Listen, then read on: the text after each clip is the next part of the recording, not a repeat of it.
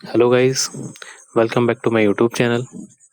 क्या आप जानते हैं ऊपर पट्टी पर देखी जाने वाली भूकंप, ज्वालामुखी और पहाड़ जैसे दृश्य नज़र क्यों आते हैं? आज इस वीडियो के माध्यम से हम प्लेट टेक्टोनिक मूवमेंट के बारे में पढ़ेंगे। तो इस वीडियो को आप एंड तक देखना, क्योंकि लास्ट में मैं एक इम्पोर्टेंट क्वेश्चन पूछने वाला हूँ जो आपके एग्जाम पॉइंट ऑफ व्यू से इम्पोर्टेंट होगा। तो हम अब प्लेटों के मध्य होने वाली गति के बारे में पढ़ेंगे। जो कि पृथ्वी की जो सतह है वो स्थिर नहीं है, बल्कि निरंतर गतिशील है। अब हम प्लेटों में होने वाली गति के पीछे के कारणों के बारे में जानेंगे। जो कि लास्ट लेक्चर में हम पृथ्वी की परतों के बारे में जान चुके हैं। तो भूपर्पट्टी के नीचे ऊपरी मंडल, जिसे दुर्बलता मंडल के नाम से भी जानते हैं, इसमें संवहन धाराएं जनरेट होती है और इन्हीं संवहन धाराओं के कारण पिघली हुई अवस्था में उपस्थित मैग्मा चक्रीय गति करता है और भूपर्पट्टी के ऊपरी दरारों के माध्यम से बाहर निकलने की कोशिश करता है। इस प्रक्रिया में भूकंप और ज्वालामुखी संबंधी परिघटनाएं देखी जाती है। संवहन धाराओं के प्रभाव के कारण ही प्लेटों के मध्य गति देखी जाती है। इस प्रक्रिया के जरिए ही कुछ बड़ी प्लेटें और कुछ छोटी प्लेटों का निर्माण हुआ है। इस प्रक्रिया के माध्यम से दो मुख्य प्रकार की प्लेटें होती है। एक महाद्वीपीय प्लेटें होती है, एक महासागरीय प्लेट। जो कि महाद्वीपीय प्लेट का जो घनत्व होता है वो महासागरीय प्लेटों की तुलना में कम होता है। इस प्रक्रिया के जरिए प्लेटों के मध्य कुछ सीमाओं का निर्माण होता है। जैसे मुख्य रूप से 3 प्रकार की सीमाएं होती है। एक विभेदीय सीमा होती है, एक सम्मिलन सीमा, एक परिवर्तन सीमा होती है।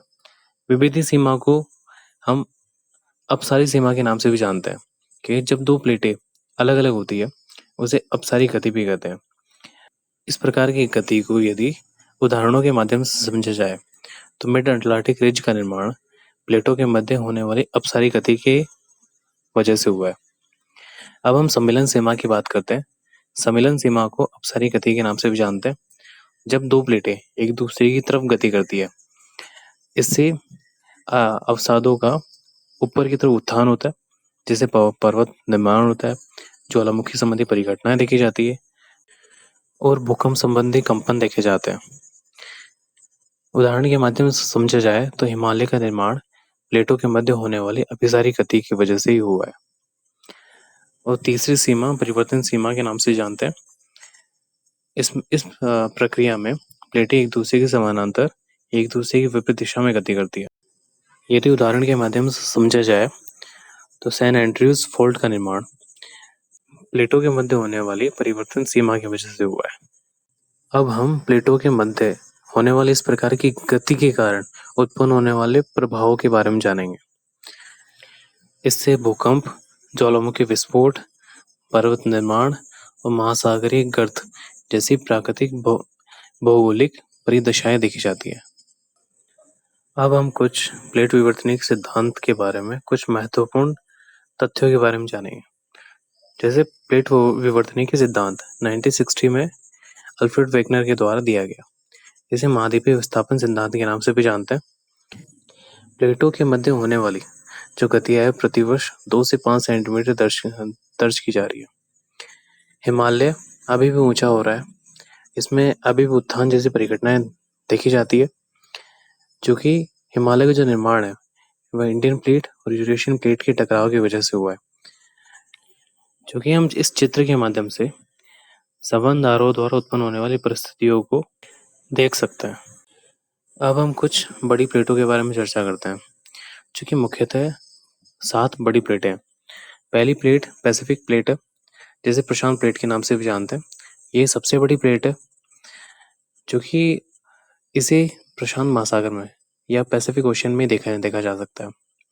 दूसरी प्लेट नॉर्थ अमेरिकन प्लेट, जिसे उत्तरी अमेरिकन प्लेट के नाम से भी जानते हैं। इसे नॉर्थ अमेरिका और नॉर्थ अटलांटिक महासागर के हिस्सों के बीच में देखा जाता है। तीसरी जो प्लेट है वो साउथ अमेरिका प्लेट है, जिसे दक्षिण अमेरिका प्लेट के नाम से भी जानते हैं, जिसे दक्षिण अमेरिका और दक्षिण अटलांटिक महासागर के बीच में देखा जाता है। चौथी प्लेट अफ्रीकन प्लेट है, जिसे संपूर्ण अफ्रीका और अटलांटिक व हिंद महासागर के मध्य देखा जाता है। फिफ्थ प्लेट यूरेशियन प्लेट है, जिसे यूरोप और एशिया के मध्य देखा जाता है।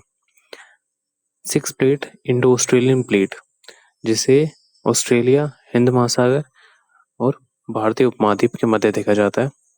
और 7th प्लेट अंटार्कटिक प्लेट है, जिसे जिसे अंटार्कटिका और उसके आसपास के महासागर के मध्य देखा जाता है।